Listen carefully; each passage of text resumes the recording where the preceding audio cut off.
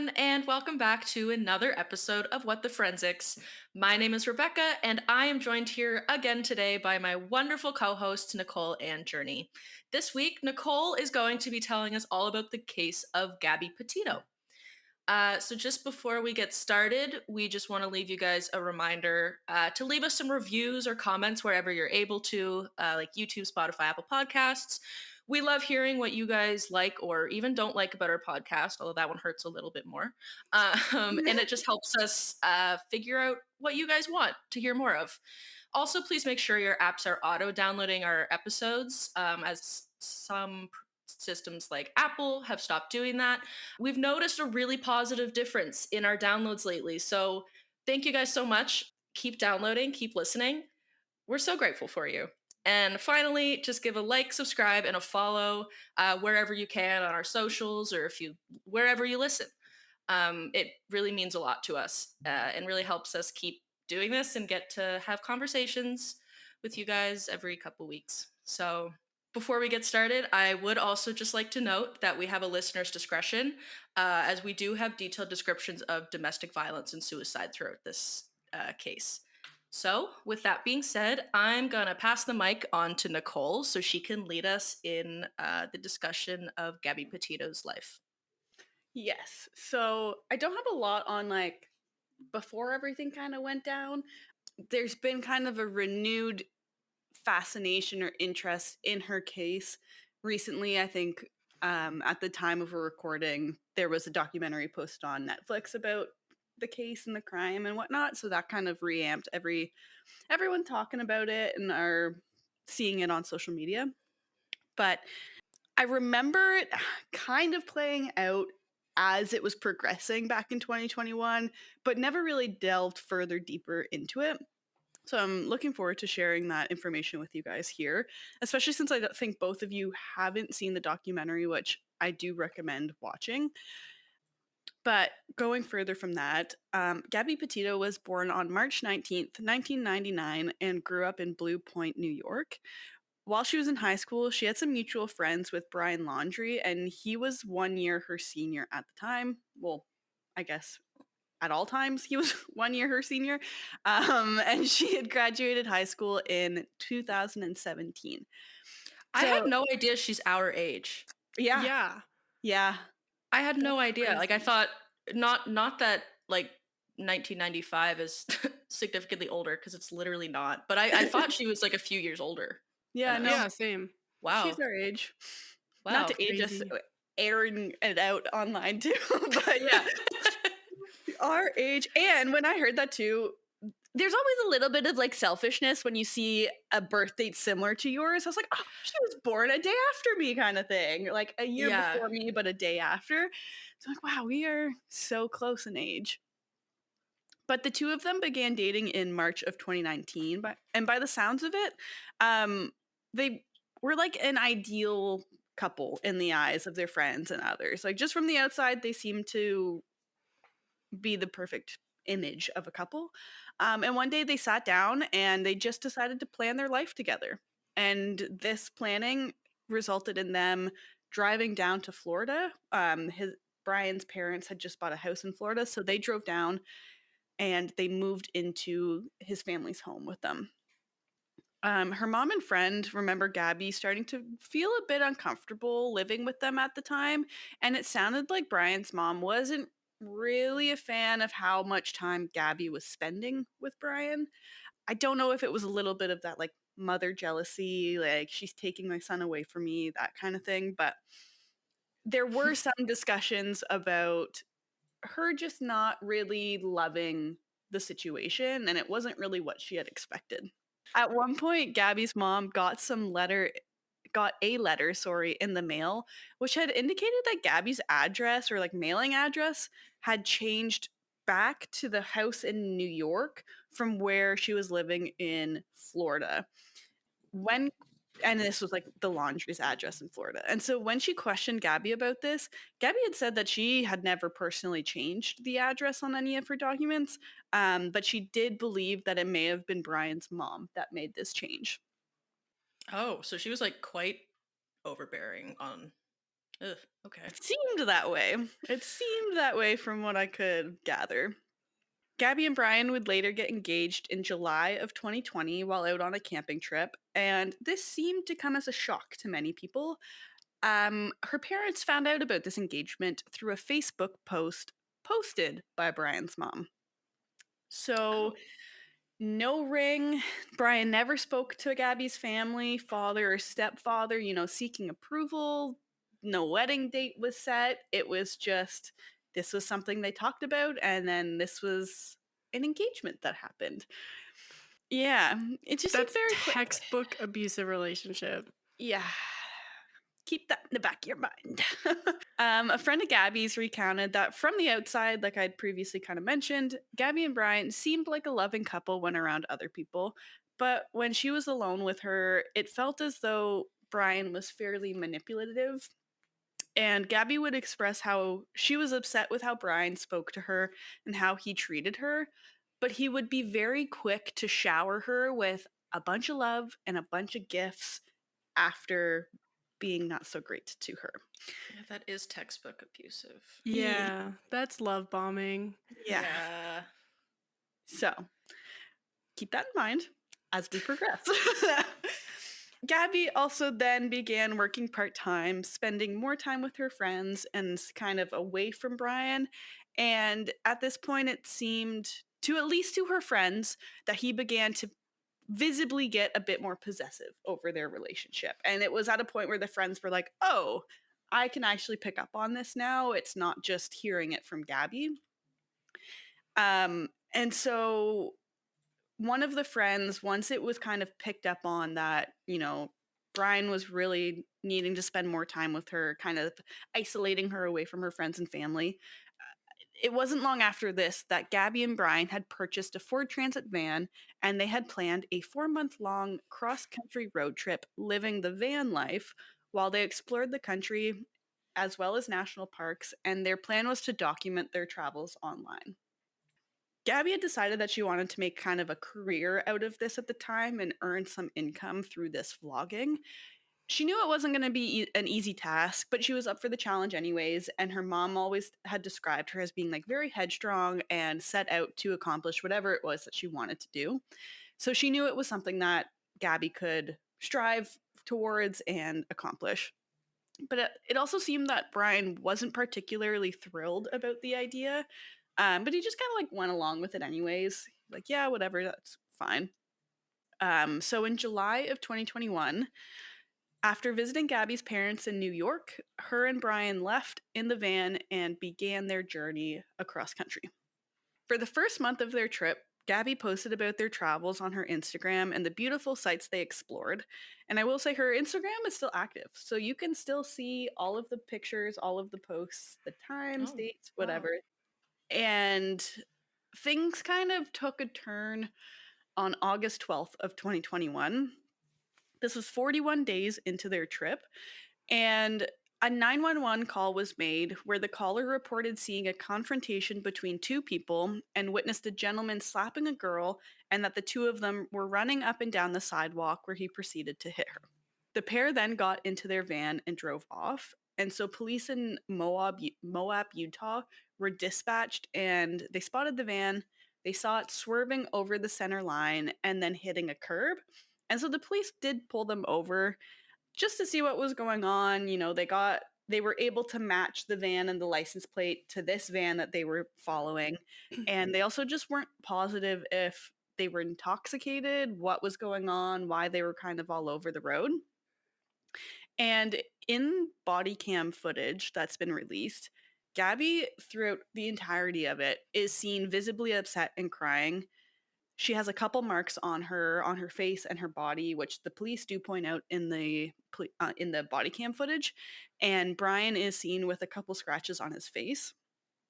And in Gabby's statement to the police, she told them that they had had a stressful morning working on editing content. They had been at a cafe or somewhere grabbing breakfast, and the two had just been fighting all morning. Brian had supposedly locked her out of the van, telling her to take a breather and to calm down. And that, I think, is what kind of escalated everything.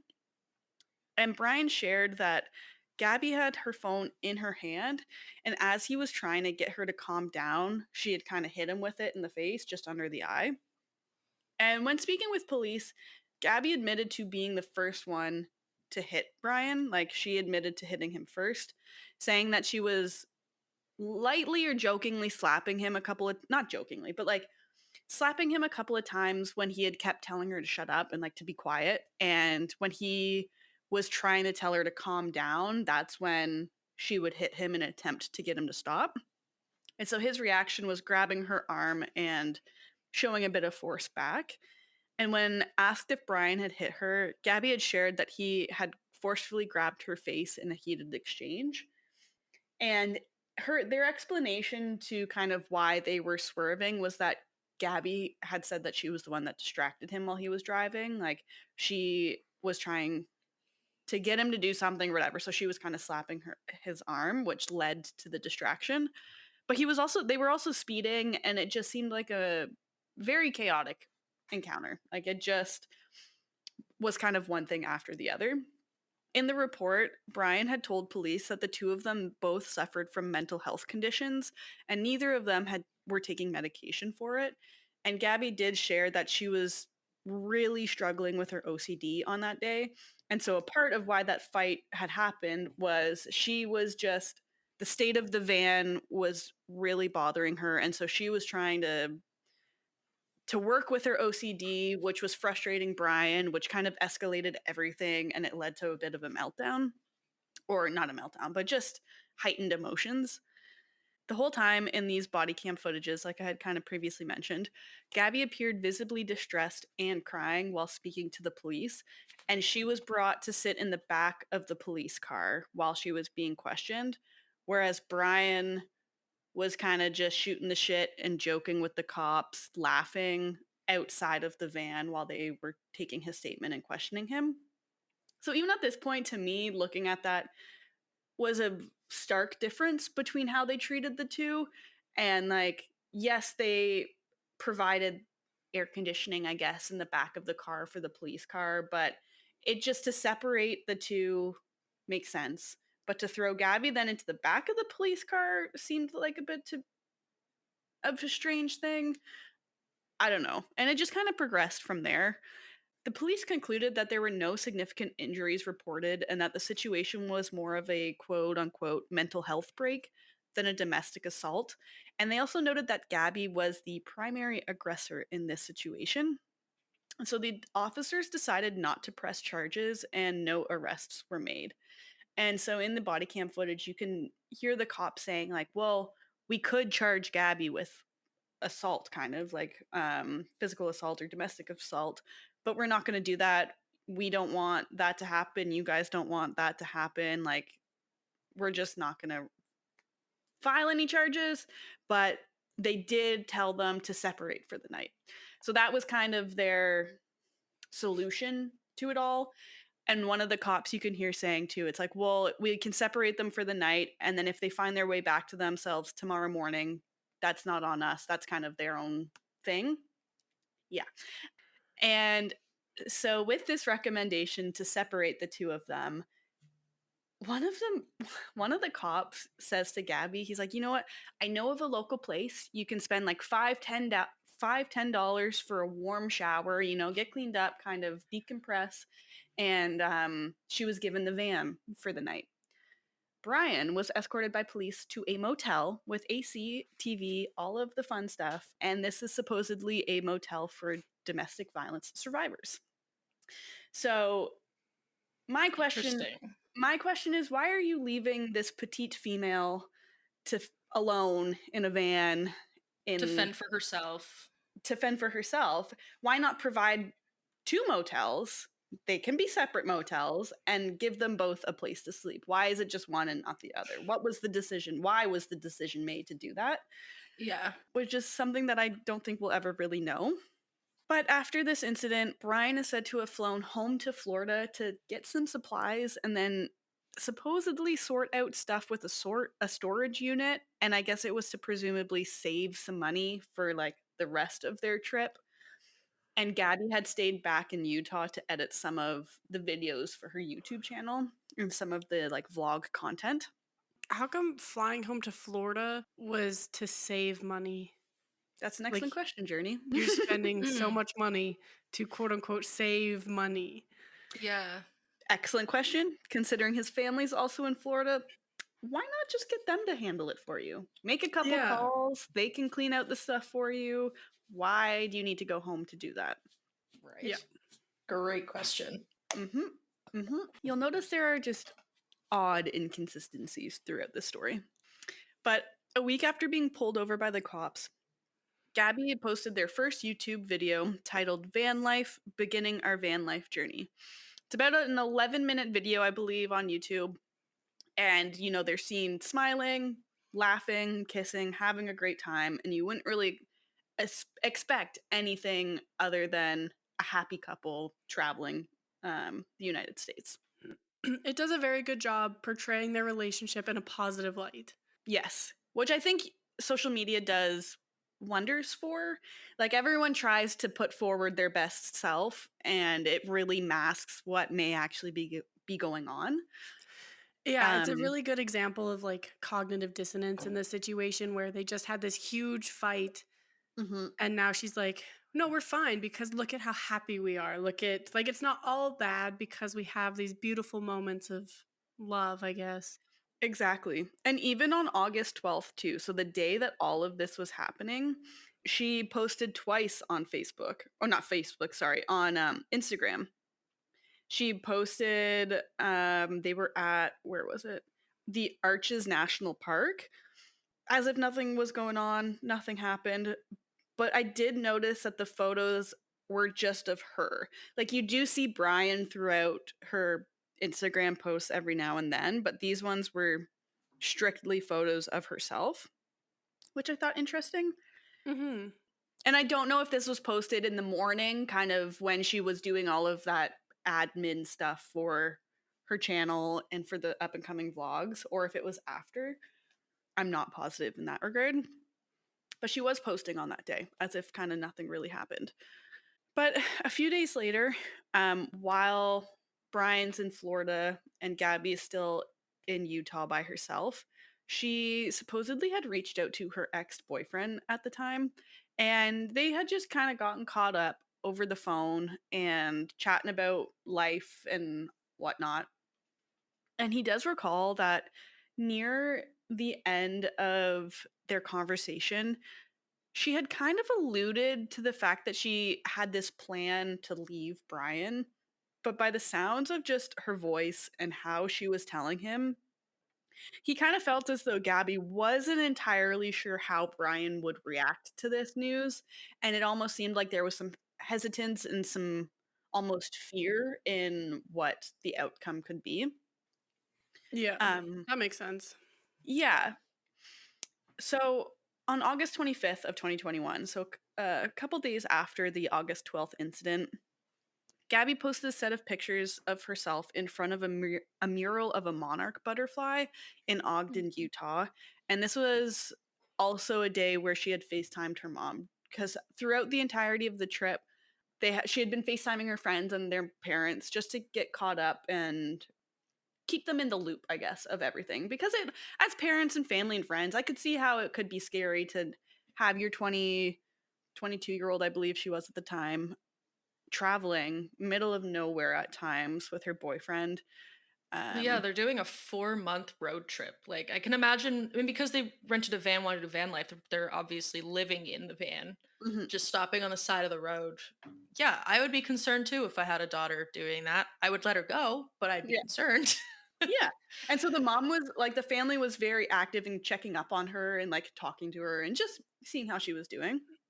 Do you know how her family felt about Brian? By the sounds of it in the documentary, like initially they didn't really think anything of it. Like he was very quiet, he was very polite, he kind of kept to himself. But they did notice some changes over time, and I don't think they were 100% sure on how to feel about him because I also don't think Gabby was very forthcoming in sharing, at least to her parents, the situations that they found themselves in. Yeah. But one of her friends was also interviewed on that documentary, and she does remember having a bit of a dislike for him just because she knew and could see visibly like the impact that their relationship had on Gabby. And it was like once she started to find her independence, that seemed to kind of be squashed or reduced. And now Mhm. she wasn't happy about it. And like we learned kind of near the end of the documentary too that at the time that this friend had met Gabby, she herself was in a very abusive relationship. And Gabby was the one that really helped her move past that and figure out what she needed to do and to find herself essentially. Right. So I think it was a lot for them to see it happening in similar aspects between Brian and Gabby. Yeah. But 2 days later, at around 1 p.m. too, so now we're on August 27th, a witness had said that they had seen Gabby and Brian at a restaurant and they had been arguing, where Gabby was seen in tears and Brian was visibly angry, repeatedly kind of going in and out of the restaurant several times. And at 1:45 p.m., phone records have shown that Gabby tried calling her ex again, which is confirmed by the ex in the documentary, but he was at work and so he wasn't able to answer the phone. Later on at 2:13, they were seen leaving a grocery store, and data shows that they started to drive up to the Spread Creek dispersed camping area in Wyoming. So this was just another camping site that they were able to go to and spend their night. Gabby had been texting her mom that evening, and I guess within that conversation, her mom kind of sensed something was going on. And so she had asked them, she's like, "Are you guys breaking up? Or is that something that's going to happen?" And Gabby kind of played it off and joked that, she would make more money as a solo female hiker doing these vlogs, which kind of stuck out to her mom. Like, okay, I don't know. She didn't really think anything of it, but also kept it in the back of her mind. Like, that's a tidbit of information that seems to be of importance. And so between August 27th and August 30th, Gabby's mom received two texts from Gabby. One read, quote, "Can you help Stan? I just keep getting his voicemails and missed calls," end quote. This came off as odd because Stan was Gabby's grandfather, and Gabby never referred to her grandfather as Stan. That is strange. Just Mhm. that kind of raised an alarm bell for her mom. She says, like, she thought, okay, well, maybe Brian's texting, maybe Gabby's driving and Brian's texting us on her phone while she's driving in the passenger seat, that kind of thing. Hmm. But then she would get another text message with some sources saying it read, quote, "No service in Yosemite. Yosemite. No service in Yosemite." At this point, she hadn't spoken to her daughter over the phone since their last FaceTime on August of the 25th. So she was starting to grow a bit increasingly worried, just with the things that she's picking up on. And her parents attempted to reach out to both Brian's parents in an attempt to find out if they had heard from Gabby or even from Brian. Like they just wanted to hear something of their daughter. Yeah. I don't blame them. They were getting no responses from either of them. And it eventually seemed like in the documentary, the way her mom was describing it, I guess they both had iPhones.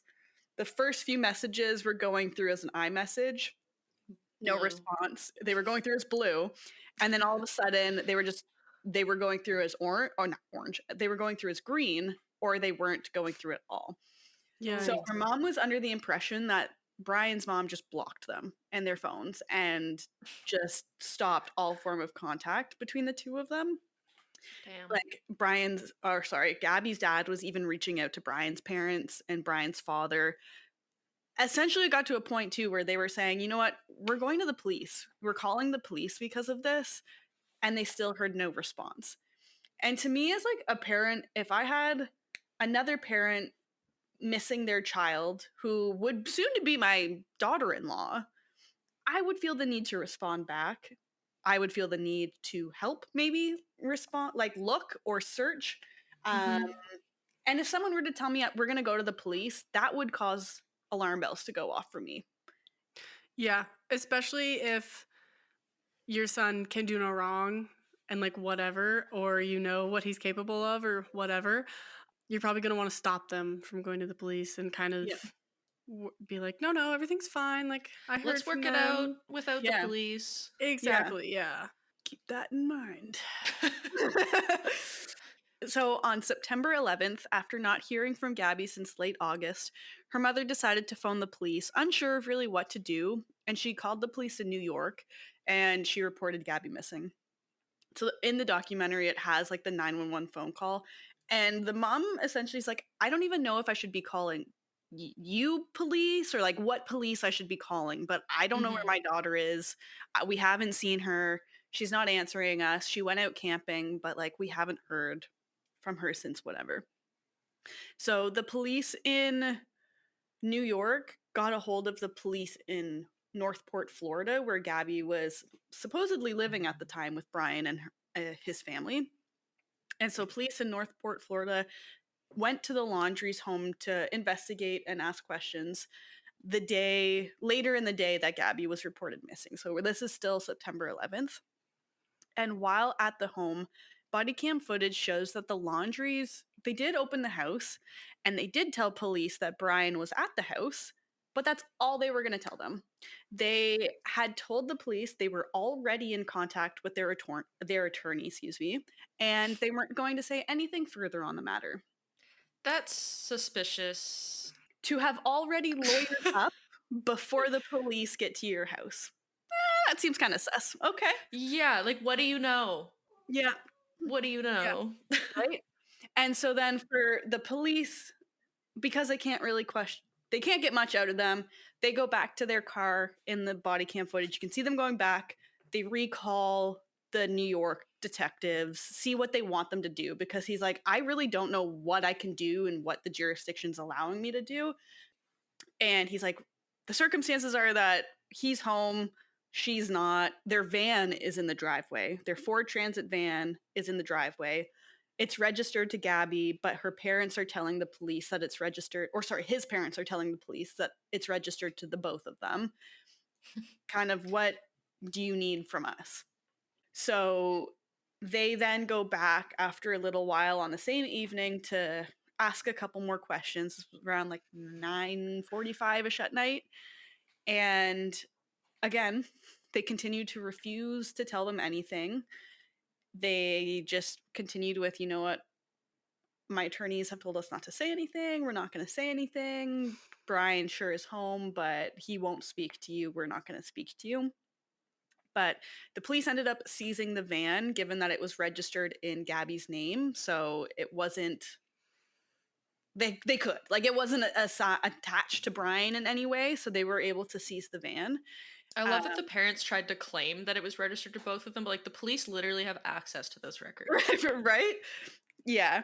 And they're like, oh, well, like, we didn't know. It belonged to both of them. Like, okay, sure, whatever. And police would later find out that Brian returned home on September 1st, 10 days prior to them showing up at their house and Gabby being reported missing. Wow. So Yeah. she'd just been gone for 10 days. Yep.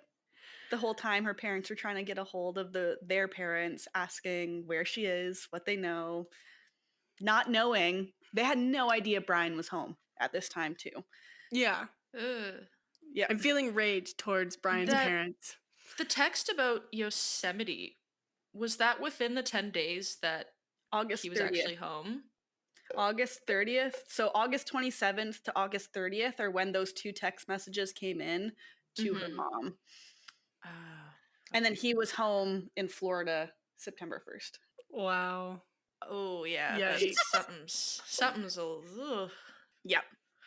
So news began to spread like wildfire about Gabby and her disappearance. And so things kind of became very chaotic in Florida.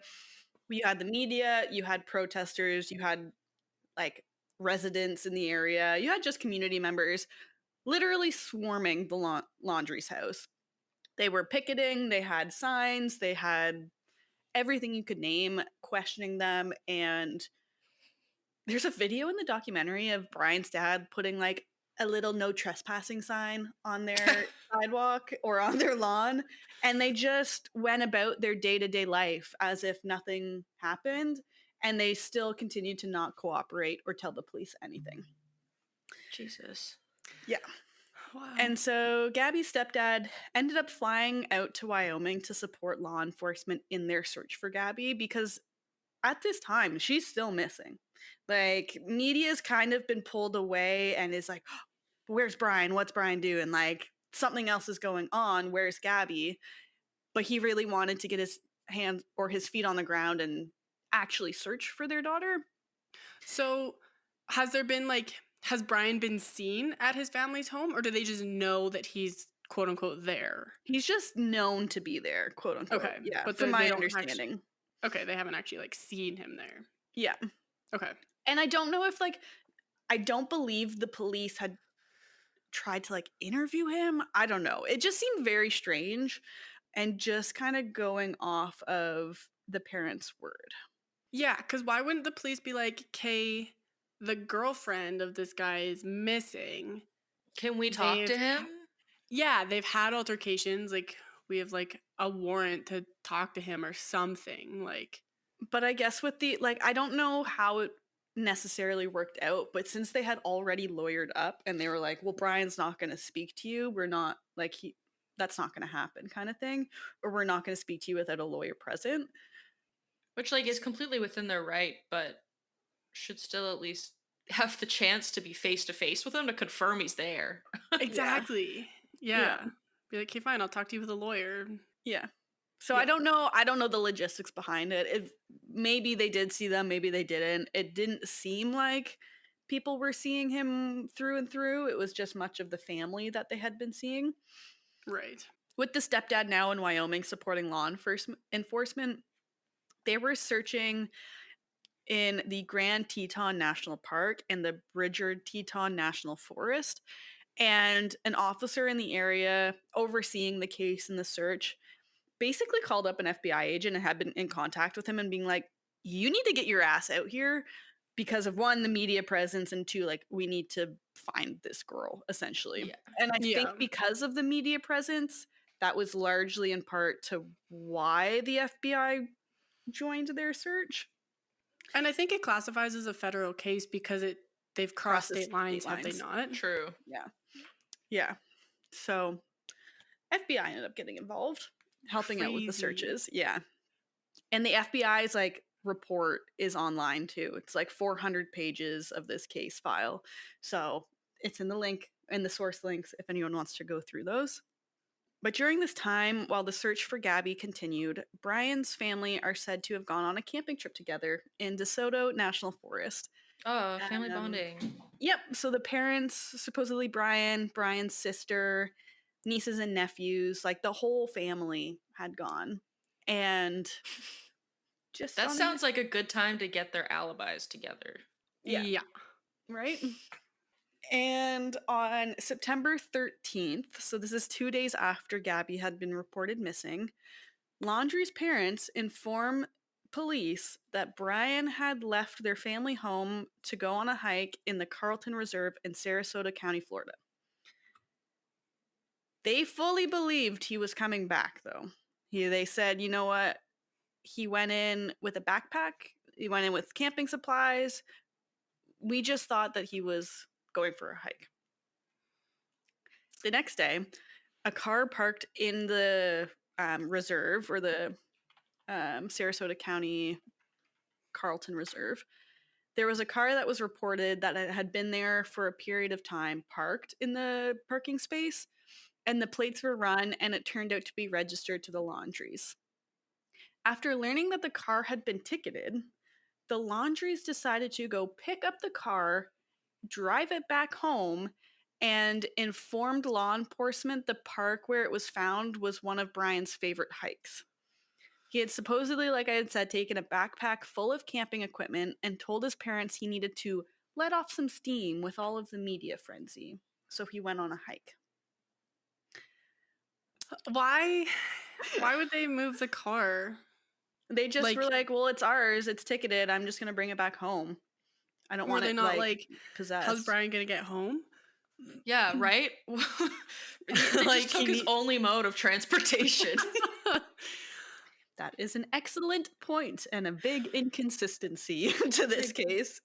Yeah, because like I understand not wanting it to get ticketed, but if like you're going on a hike and you know it's going to be multiple days, like make provisions for that so your car doesn't get ticketed, Mhm. Yeah.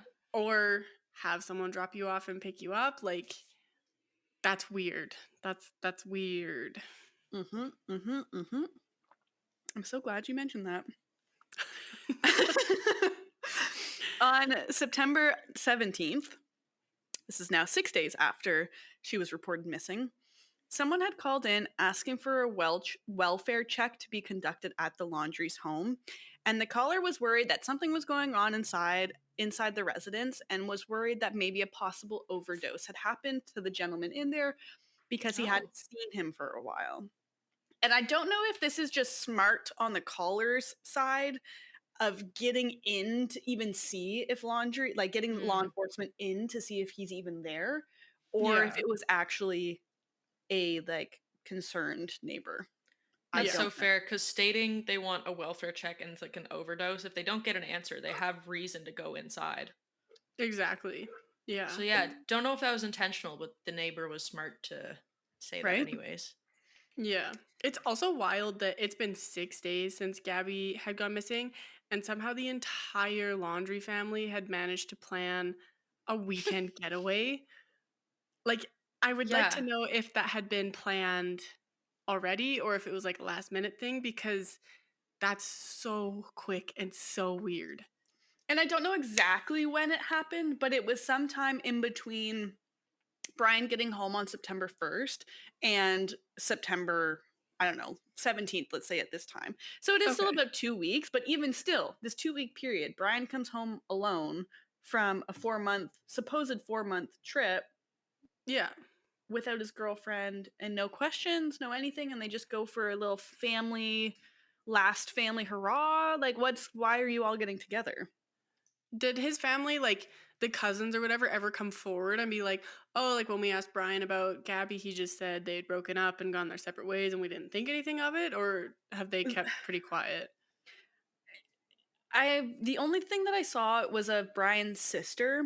She had come out, so there were some reporters that had come to their house, and they basically were like, why did this happen? Why are you all going on a camping trip?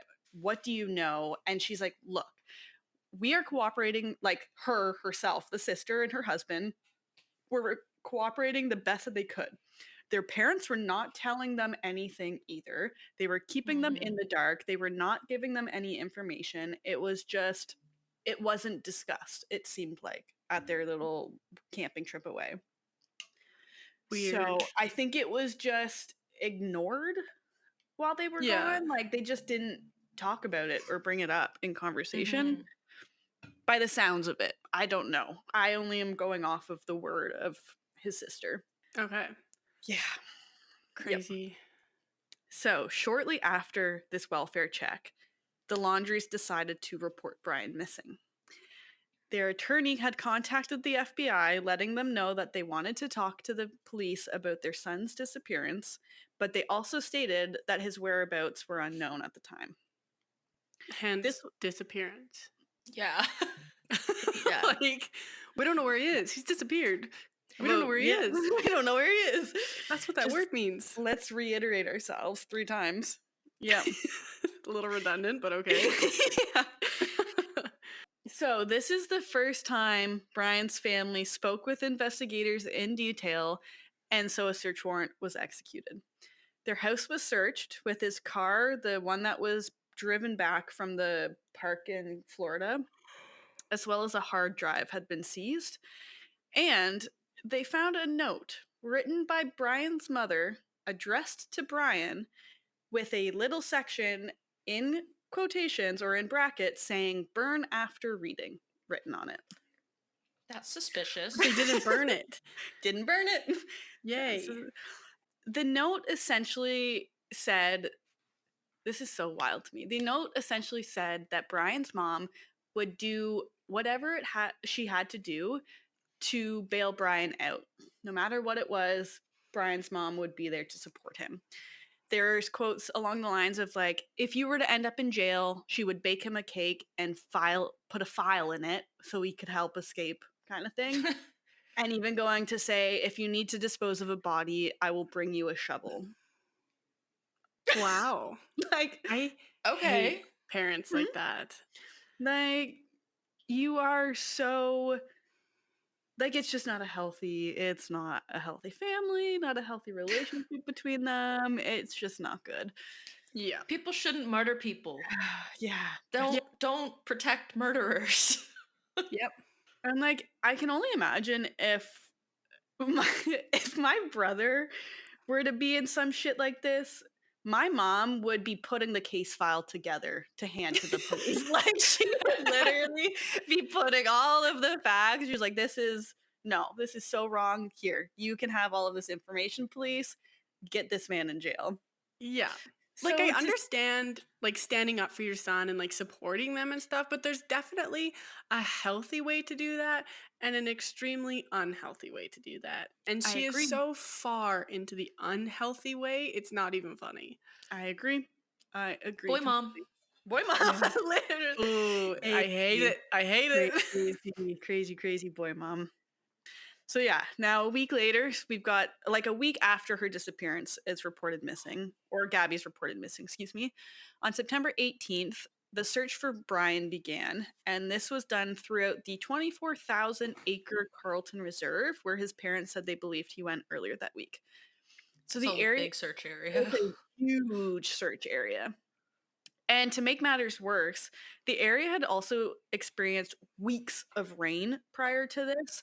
So there were parts flooded out. And like investigators were saying, flooded to the point where they were like waist high, rib high in water trying to search through the area. Oh My my God. goodness. Yeah. They had drones, they had people walking, they had dog teams, but this is so Florida to hear, but I guess alligators were attacking the dogs Oh during the my God. searches. So they were like picking up on scents, but could only get so far because of the gators. Oh my goodness. That's um, hilarious. It which shouldn't definitely be. shouldn't be, but it is kind of funny. So that impacted the search a little bit.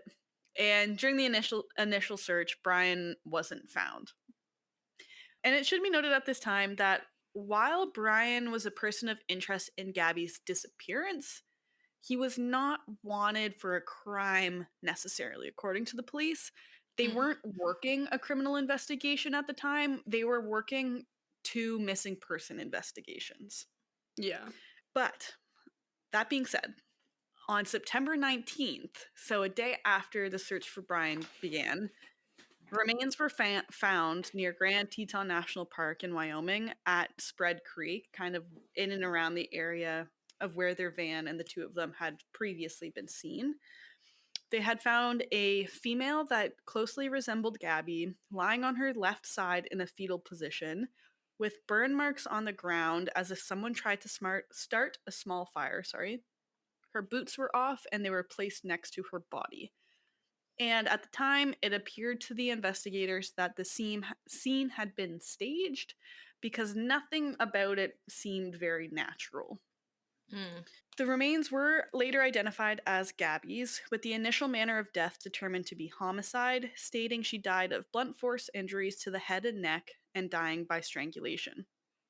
It was also found that Gabby's remains had been outside for 3 to 4 weeks before discovery. Oh my God.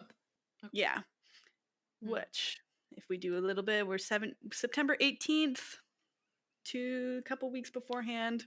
We're putting us at the end of August. Mm-hmm. Yeah. A federal arrest warrant was then issued for Brian, but this was for the use of unauthorized access devices because the FBI found that between August 30th and September 1st, because of this time frame of when her body was discovered, Brian had used Gabby's bank card without authorization on his drive back from Florida to Wyoming, and he transferred himself like $700 from Gabby's account. This reminds me of how, sorry, this reminds me of how Al Capone was caught through tax fraud and tax Mhm. evasion and not the actual crimes he committed. Yeah. Yeah. So at this point, because Brian's missing, they don't have much to connect him to her actual murder, just that something suspicious happened. They did decide to arrest him on the use of unauthorized access devices. So it changed from a missing persons investigation to a search for a fugitive, essentially. Mm-hmm. On October 20th, so following month, the Carlton Reserve was reopened. So this is where Brian was last seen or last said to be going by his parents. They reopened to the public after all of the flooding had kind of receded. And the laundry's attorney had let the FBI know that they intended to return to the park to search for their son. Their search began at approximately 7 in the morning. They were accompanied by law enforcement. And after only about an hour into their search, his father found a waterproof bag that belonged to Brian. 45 minutes or so later, his remains were found. Wow. So I didn't know they found no his way. remains. yeah, so his There's remains. no friggin' way they didn't know where he Yep. was to some extent. Right? You have police searching a 24,000 acre reserve, not finding anything. You go in within an hour and you find something of his. 45 minutes later, remains are found, and Yeah. remains were found a mile from where his car had been parked. So There's no way the cops would have. So right, you would think, and the thing is because of all of this flooding, the area he was found had been flooded over, so they couldn't initially find him, I guess. So the flooding had receded, and that's where he was found over a month later. But his remains. Go ahead. Would the flooding not have moved his remains from that spot? Like, That's an excellent question. I would think. I don't know. But I think the flooding and the mix of all of the other environmental aspects completely skeletonized his remains. oh, he- yeah, wow. totally, 100%. That's not Yeah. how that works at all. Yeah. Okay. So they said he was found completely skeletonized after a month, I think it was, since he was reported missing.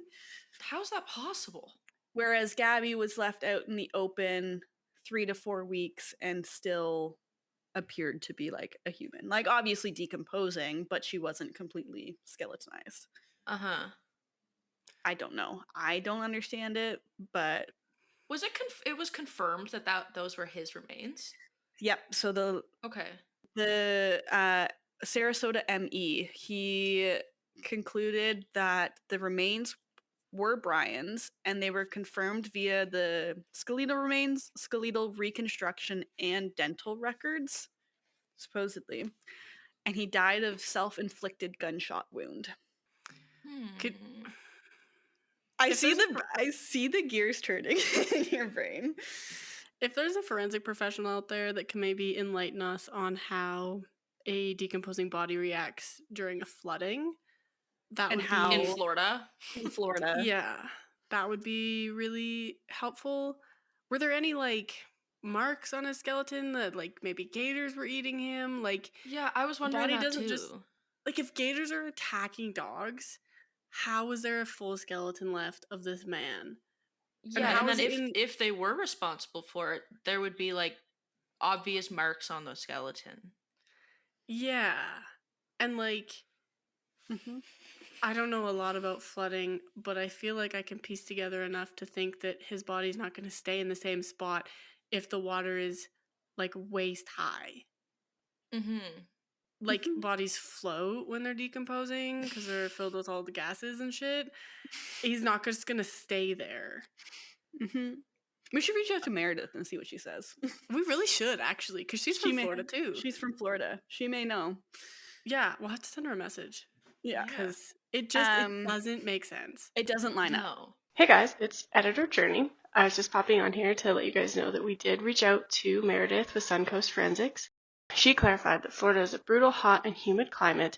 It is absolutely possible for skeletonization to occur within a month, especially during a wet area subject to flooding or during a summer rainy season. She also said that while the skeletal remains may not have been completely cleaned and dry bone, he potentially still had some fibrous soft tissue but was overall skeletonized. So we hope that clears it up for you guys as well as it did for us. And enjoy the rest of the episode. No. And again, the inconsistencies. There are so many inconsistencies with this case. Yeah. But Well, even like what color was the skeleton when they found it? Because if it was bleach white, that doesn't happen in a month, especially if they're flooded. Like it should be like a really gross brown or like dirty, gross color. Yeah. I didn't read anything on the color of like any more on the state of the remains, but it sounded like the dental comparison, which if they have the records, sure, maybe, but that was what was the big thing that confirmed him to the remains. I don't know. Feels like this family could falsify some dental records. Mm-hmm. Feels like I want some DNA taken from the pulp of the tooth. Yep. and tested against his family. Yeah. I agree. So they looked further inside the waterproof bag that was found near where his remains were found, and there were pictures of Brian and Gabby, a waterproof notebook, and letters addressed to his family. Within that waterproof notebook, there was a handwritten confession explaining the events of the evening that he had killed her. So he took responsibility for her death in this notebook and kind of laid it out as a story in this notebook. How lucky that he managed to store all this in this waterproof bag. How convenient. With all of the flooding that was going on too, that probably is Yeah. typically seen in this area in Florida. Yep. Yeah. I also feel like the flooding that happened wouldn't have just, because he had only been hiking for maybe 3 days or whatever, like it doesn't just happen that, I guess I've never experienced flooding that happens that fast. Yeah, it depends on the area too. Like, it's different being in the city here, but you can get some flash flooding in cities, but that's typically because the water doesn't have anywhere to go or like absorb into. But if you're in a reserve, I feel like there would be ground to seep into or like expanse for the water to go. Yeah. I don't know how flooding works in a deeper sense, but yeah, And I don't know. Even if there was places for it to go, if you were about to get that much rainfall, it is very irresponsible of you to then go on a multi-day hike. Yeah. Check the weather network. Yeah. Like, It's free. Like You should know your own state by now. yeah. especially if you're like that much of an experienced hiker to live in a van and travel across the world, like you know these things. Yeah. Or you should. Yeah. Yeah. In theory. In In theory. theory. So yeah, supposedly died of self-inflicted gunshot wound. Note confessing his crime. 4 months later, Gabby's parents claim in a Florida lawsuit seeking $30,000 in damages that Brian had told his parents he had killed her before he returned home from Wyoming, indicating that his parents concealed the information from investigators and Gabby's family while the search for her was ongoing. The Laundries moved, the Laundries moved to dismiss the lawsuit, claiming that it was baseless and frivolous.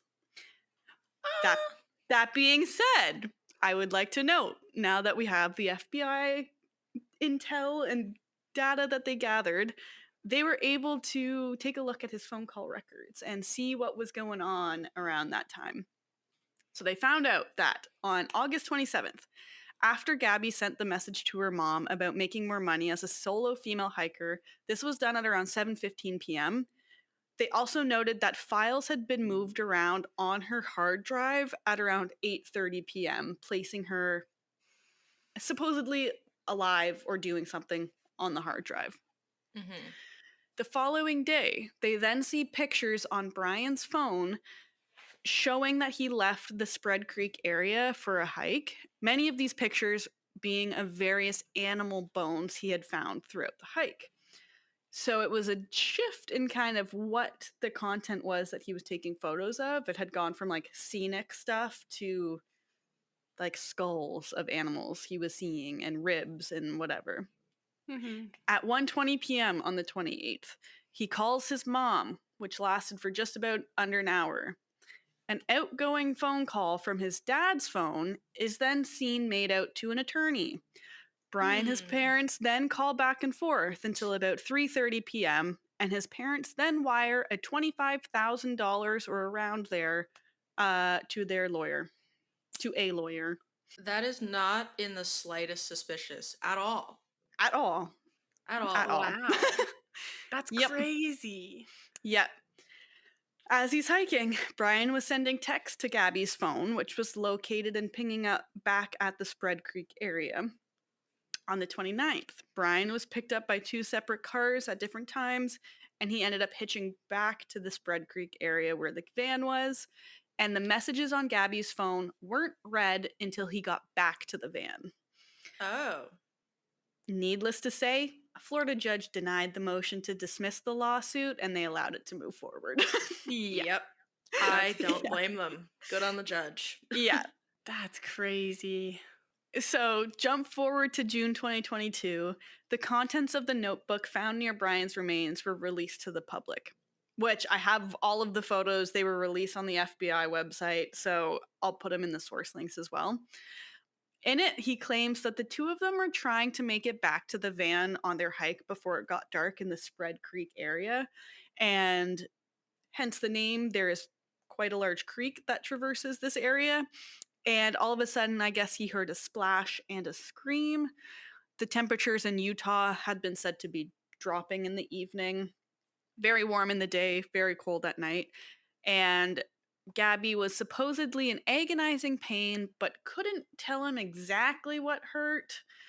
And aside from like a bump on the head, her wrist hurting, and like her ankle hurting or something. He supposedly tried to start a fire to keep her warm, but as the night went on and it sounded like he kept waking her up throughout the night because he was scared that she had a concussion and didn't want her to sleep. But then he also said that like she would just continue to wail in pain after, and got like really mad that he wasn't letting her sleep, but also didn't want Brian to leave her in fear that the fire would go out and she'd kind of freeze. Yeah. So he decided to try and start a fire to keep her warm, and apparently Gabby begged for an end to her pain, and so he thought the merciful thing to do was to end her life, thinking that's what she wanted. I feel like the merciful thing is bringing her to a hospital.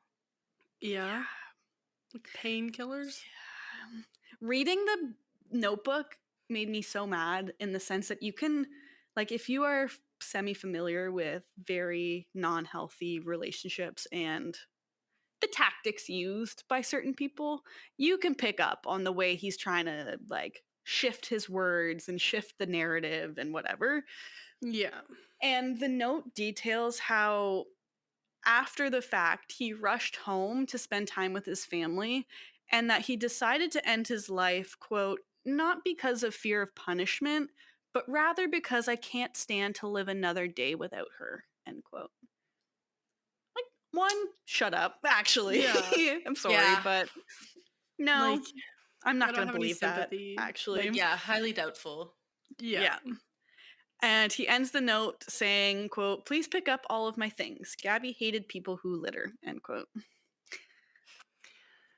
Fuck Okay. you, man. Like, I have nothing nice to say. Yeah. No, not at all. I would also like to mention, as we've kind of discussed with some inconsistencies, but the investigation found that Brian is believed to have killed Gabby prior and moved her body to where it was found, and many of his written accounts did not line up with the autopsy findings. Yeah. Why do we see strangulation? I guess if it's the merciful thing to do to strangle her, but like, what? No. Yeah. Blunt force trauma to her face and neck. We see strangulation. No mention of broken bones elsewhere to maybe account for this fall or this stumble. Yeah. It just didn't line up. It was really weird. Yeah. And if the bump on the head that he talks about is blunt force trauma, like, That's a big bump. That's a big bump. big bump. Why are you staying wherever you are? Like, why are you not trying, like, calling rescuers or getting back? Like, there's You so would many think- other plans Sorry. of action. I was going to say, you would think if, like we said, if they're experienced, they've done this before, you would have some form of SOS, like the Zolio or whatever it was that you were talking about. Like, Exactly. just in case of emergencies for this exact reason Yeah. if it was an accident and she had fallen and hurt herself, right? Yeah. Like nothing Exactly. makes sense. Wow. Almost a year after her disappearance in August of 2022, Gabby's family filed another lawsuit, this one being a $50 million wrongful death lawsuit against the Utah police, accusing the Moab Police Department, 3 of its officers, and 10 other unnamed defendants of negligent failure in the investigation of August 12th of 2021. In saying and claiming in the lawsuit that Gabby's death was caused by their wrongful acts or neglect, which I can see, like, it led to the circumstances. If they did their due diligence and prevented further things from happening, Brian may not have had the opportunity to follow through with this murder. So in the lawsuit, the officers were accused of failing to question Brian on a handful of inconsistencies in his statement and instead found Gabby to be the primary aggressor. An independent law enforcement agency reviewed the domestic violence incident and found that officers had made several unintentional mistakes. And so a $3 million settlement was reached in November of 2022. And one of the Petito's lawyers had said that all of the, or any of the money received would go to the Gabby Petito Foundation. And this was created in September of 2021, dedicated to locating missing persons and curbing domestic violence. That's nice that her parents set that up. Mm-hmm. Yeah. And so to this date, though, no other individuals aside from Brian have been identified as being directly involved in her murder. Excuse me. And no criminal charges have been laid against the Laundries. What? Yep. Obstruction of justice? I was just gonna say that. That's such an easy one. Very blatantly. Yeah. Like, Nothing as of aiding, yet, though. abetting, like, Conspiracy? yeah. We got at least 3 there for us. What? At least That's 3. crazy. An Yeah. accessory to murder? Yeah. There's Yeah. so many. There's Yeah. so many. So I don't know if this will change in the future, but at the time, no criminal charges have been laid. And I do want to say, like, so that is the case of Gabby Petito and the horrors that she had faced. But I do also want to bring light and mention that while it's so great that the media's attention really did help this case, got the word out, had police and the FBI involved looking for her, there is quite a disparity when it comes to media attention between white people and people of color. And this was even brought up at the time in 2021, where people all over the news were like, this gained so much news attention. And I think largely because of the fact that she was a white girl. And Petito's family at the time was kind of taken aback by it because they were like, why does that have to do anything with it? But after a while, they did kind of understand that, yeah, white people are often reported more frequently in the media in terms of having to find them and wanting to find them. And it's not to say it's any much less of a tragedy. Yeah, that, exactly. Like, that it's a white person. It's just that they're, like you said. There's a disparity. Yeah. Yeah, they're overrepresented in the media. Yeah. And so a report released in January of 2021 by the Governor's Task Force on Missing and Murdered Indigenous Persons, they found that between 2011 and 2020, 710 Indigenous persons went missing in Wyoming alone. And this is where Gabby is said to have gone missing, where she was found and killed. Oh, wow. They also found that white people were more likely to have an article written about them while they were still missing. So this is about 76% of white people. And Indigenous people were more likely to have an article written only after they were found dead. So this was 57% of Indigenous missing people, and there were 0 articles about white people found only after they died at this time. Oh, Wow. interesting.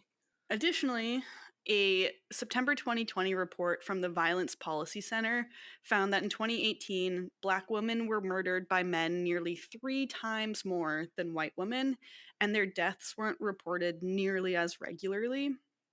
And there was a really well-worded quote that I had come across too, and it says, quote, "Male violence is never a woman's responsibility, but when it is most likely to occur out of sight of anyone who could prevent it, women are burdened with the task of policing it themselves," end quote. That is a good quote. Right? Mhm. Very And well it said. just, in terms of like domestic violence and the violence against women and Indigenous and people of color, like more needs to be done, I think. I Mhm. know, actually. I don't think. Yeah. Like, I know. And so, like, while we are talking about Gabby Petito, it is also important, really, really important to recognize that missing and murdered Indigenous folks are everywhere, especially in Canada. Yeah. Black, like, persons of color, people of color are more underrepresented in all regards in media, especially in terms of crime. And the one article or the one report had also found that character framing was also a huge thing. So in articles with white people, it was all like positive character framing. They were like Mhm. great people, all of these things. But when it was persons of color, it was more predominantly negative character framing, or like they were drunk when they went missing. They were like all of these things to bring kind of negative views around the person. And I don't know. That's like the same sort of situation as when George Floyd was killed by police and all the people trying to justify it by saying, "Oh, but he was dealing illegal drugs." And it's like, That "Okay, and the doesn't police should have justify. killed him for that?" Yeah, Like, no, that Yeah. doesn't justify. no. But yeah, that's Gabby Petito. That is the messy, messy case and the inconsistencies of everything that went on. Yeah, another relatively recent case, kind of on a trend. The Mhm. last episode we did as well. But yeah. Yeah. Well, thank you so much for sharing that case with us and telling us all about it and the little nitty-gritty details. Like you, I kind of followed along with it like when it as it was unfolding. But then I never really kept up with it after the fact and after they were found. So it's really good to kind of hear the whole story. Mhm. And yeah, I appreciate it. I definitely will check out the documentary because now I want to see more. And I really want to see the not really want to, that's kind of morbid, but I want to see the dash cam footage or the police cam Yeah. footage. They sorry to interrupt, but I will say the Yeah. documentary has all of like her footage that she took and used, and it's eerie to see some of the footage she has with her and Brian where he just does not look pleased to be in these videos, and like Mhm. something's off. Like it just doesn't feel right. Yeah. Um and so the one video they posted on YouTube was the only video that was ever posted on their Oh, YouTube channel. Yeah. So wow. she posted it and that was her last one. And the Instagram photos in front of the monarch butterfly was the last photo she posted on Instagram too. But the video was posted on August 19th of 2021 and it had less than 500 views at the time of her murder. I took a look at it now. It has over 11 million views at the moment. Wow. Yeah. I So, and can then totally understand why, but wow. that skyrocketed too because the documentary was like at the time of this documentary it has 7 million views and that came out a month ago. Whew. Wow. Yeah, Yeah, that made a big difference on it then. right. Wow. Yeah. Well, So even like my mom and sister had watched the documentary, and then when I was talking to them, they were like, "We want to watch the YouTube video." So we watched the YouTube video as a result of this documentary, and I don't think it's anything they would have searched out yeah, otherwise. yeah, Yeah. so Yeah, that's so interesting. Well, yep, thank you so much, Nicole. I learned a lot. That poor girl deserved so much better. yeah. As do every victim of domestic violence. But with that said, I see that Journey has a forensic corner to share with us today. So, Journey, what do you got for us? What are we learning? Yeah. It is actually forensics, so that's kind of Ooh, cool. Oh, Um, yeah. It was very, very quick. So my write up's going to be better than my explanation right now, especially because I'm pretty sure I've just actively dissociated for that entire episode. Um, so the NJIT unveiled a VR crime scene tech at the nation's largest forensic conference. And wow, so they developed this app called CSI XR. And so it's a virtual reality application that was developed at this NJIT that simulates crime scene scenarios in order to train crime scene investigators. wow, And so they like the technology transports students into crime scenes, and it just kind of helps generate very different difficult virtual scenarios so they can like practice procedures without actually affecting any evidence. So like Real if they crime make a scenes. mistake, yeah, they can just like click and fix it or whatever. So it's really cool for training wise, I guess. That's super And so cool. I love right? how many applications VR is getting now. That's so cool. Yeah. It's really cool. And so like right now it's just being used at the NJIT school. But hopefully it can kind of expand and be more of like a global thing, because I think it would be really, really beneficial for like crime scene techs to be able to take pictures of the crime scene and kind of make like this 3D blueprint that you can then virtually go into and examine without actually damaging any of the crime Mhm. scene. And I think it would be really cool, especially for teaching and the way they've used it. Because if there are any famous crime scenes, because we had talked about the the the little, I don't know why Nutshell? nut house is coming to mind, but like those little Nutshell dollhouse. studies. Yeah, thank you. Nutshell studies. It'd be cool if you can visit famous like old crime scenes or whatever and get a chance to go back and learn from it and see what investigators were working with at the time. Yeah. But Neat. yeah, That would that's be what I so have. cool. Mhm. Well, that's super neat. I wish this was something that was just like accessible to the general public because I have a VR headset and I want to go looking around crime scenes. Right? It I would have think been that'd be really really nice. cool. Yeah, and I think it's really cool because our, or I guess we didn't get to do the mock crime scene in our Yeah. forensic Yeah. courses. So Yeah. it would have been cool if there was some sort of like online virtual reality way that we could have still done it, Yeah. because Hmm. we were Completely all agree. online. Yeah. That was the one thing we were most excited for too. And we never got Yeah. around to it. We've been out Yeah. of university for like 5 or 6 years, or like 5 years now, 3, 4. I don't know how I long. don't know. Time goes. Yeah, either way, it's been probably about 5 years since that course, and I'm still disappointed that we Yeah. didn't do it. Yeah. Yeah. Everything that I went to SMU for was happening the month that COVID hit. Yeah. And I didn't get to do any of it. And I have been devastated ever since. I know. I'm like, maybe I'll go back to school just so I can get the full, The full just because I missed experience. out on like 2.5 years. I just Yeah. give it back. But yeah, so Well, VR could help with online studies, I guess. yeah, super cool. Well, thank you Very cool. both for Nicole, you sharing the case of Gabby Petito, and for you, Journey, sharing about this new cool educational tool that hopefully becomes more popular. Because that would mean that the technology would become better, and it could be super helpful. Um, with that said, if you enjoyed this episode, be sure to check out our next one as well. It's going to be covering the topic of the Attica prison uprising or the Attica riot. They're kind of used interchangeably. But I'm really excited to cover that one. It was a massive reason for the reforms of US prisons regarding like prisoner rights. So it's a cool little bit of history. Cool, but sad part of history.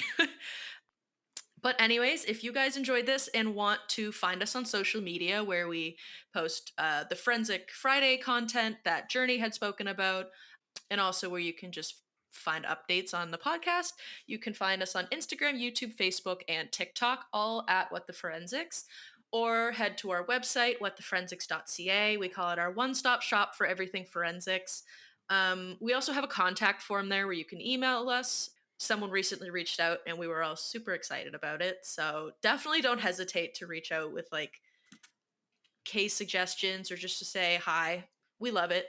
And then finally, our email, whattheforensics@gmail.com. You could also shoot us a message there for the same purpose.